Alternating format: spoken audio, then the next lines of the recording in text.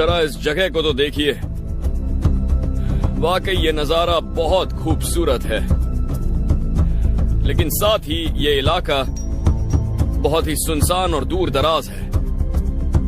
नमस्कार दर्शक बंधु, मु प्रभात आपण को स्वागत करुच्ची मोर आउ एक नुआ वीडियो रे। दर्शक बंधु, ओडिशा रे 30टी जिला मध्यरु जगतसपुर जिला अन्यतम।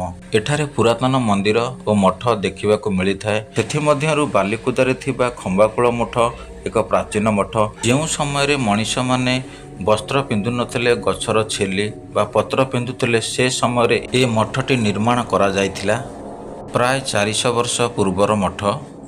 मठ विषय रे जानिबा परे आम टीम बाहरी पड़ीथिला बालिकुदा अभिमुखे। दर्शक बंधु, आपण माने देखि पारुथिबे ये हेउची जगतसिंहपुर बालिकुदा रोड।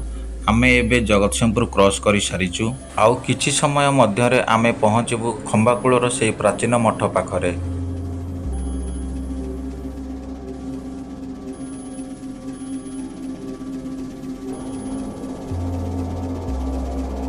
दर्शक बंधु, आम टीम एबे पहुंची सारिछि सेही प्राचीन मठ पाखरे। आपण माने देखि पारुथिबे केते पुराना मठ।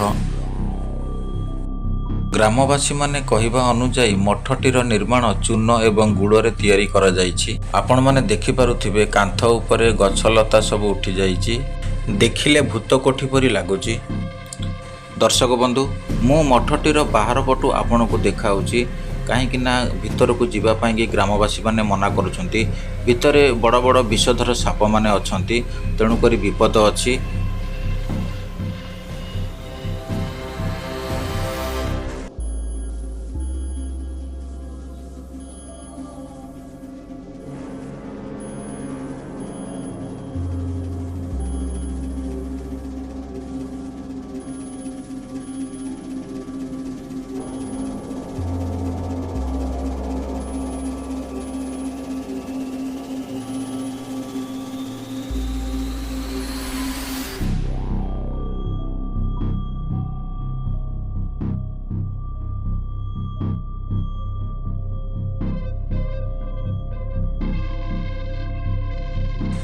दर्शक बंधु, मोर ए वीडियोटी आपण मानक केमिति लागिला मते कमेंट माध्यम रे जणांतु।